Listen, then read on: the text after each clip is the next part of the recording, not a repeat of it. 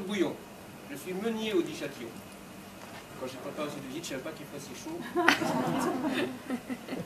Donc mon moulin, c'est le moulin de la ville que j'exploite depuis 1891 avec mon fils. Il y a 5 moulins sur la commune de Châtillon. Hein, quand on vient de Marlieu, 1,5 km en avant, en amont du pont de Buénan, je crois qu'aujourd'hui, homme du XXe siècle, vous appelez ça le pont Clément des Ormes ou le pont de la route de Sandran. Donc on trouve le moulin de l'Écuelle. Et puis, en amont du pont de Buénan, juste en amont, il y a le pont des Bretandières, qui est exploité par le sieur Étienne Murtin, qui est un ami. Étienne Murtin, on s'entend bien tous les deux.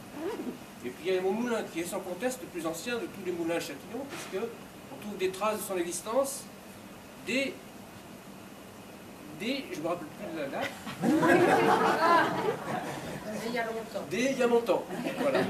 Et puis après, quand on sort de Châtillon, après le pont de la Boucherie, c'est-à-dire le pont Pasteur, vous avez trouvé le pont de Bévy, le moulin de Bévy et le moulin d'Épais. Voilà.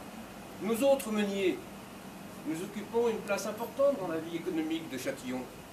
On en crée des emplois, on paye des impôts. Et croyez-vous que les Châtillonnais nous en soient reconnaissants? Pas du tout. Ils nous accusent de tous les maux, notamment d'être responsables des inondations qui affectent la ville de manière régulière. Et on accuse même mon moulin d'être responsable de l'insalubrité qui règne dans la ville. Est-ce ma faute à moi si les tanneurs, les escoffiers et autres rouisseurs de chanvre exercent leur coupable activité le long de la Chalaronne? Est-ce ma faute à moi si les habitants du Châtillon versent leurs immondices directement de la rivière? Mais voilà que arrive la funeste nuit du 30 octobre 1896.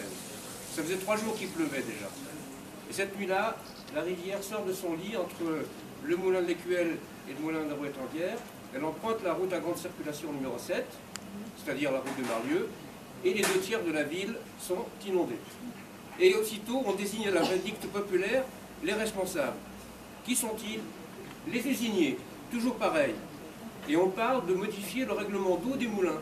Parce qu'il faut savoir qu'à l'époque, les moulins sont réglementés. La configuration des ouvrages qui leur sont associés, les barrages, les pelles,